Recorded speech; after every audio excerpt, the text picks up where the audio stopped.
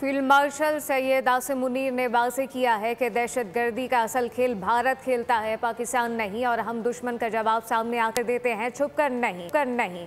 कौमी उलमा मशाइख कॉन्फ्रेंस में उन्होंने वाज़ेह किया, रियासत तैयबा और पाकिस्तान का रिश्ता अकीदत से बढ़कर जिम्मेदारी का है और हरमैन के तहफ़्फ़ुज़ का एजाज़ भी पाकिस्तान को मिला। दहशतगर्दी पाकिस्तान का नहीं, हिंदुस्तान का वतीरा है। हम दुश्मन को छुप कर नहीं, ललकार कर मारते हैं।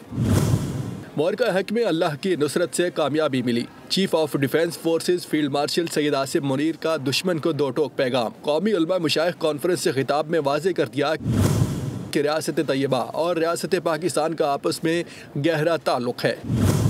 दिफाई मुआहदा तारीख़ी है। अल्लाह ताला ने तमाम मुस्लिम ममालिक में से मुहाफ़िज़ीन हरमैन का शर्फ पाकिस्तान को अता किया।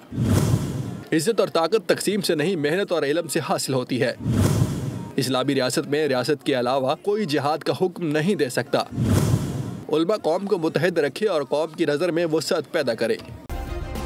सब्सक्राइब करें और बेल दबाएं ताकि कोई खबर रह न जाए।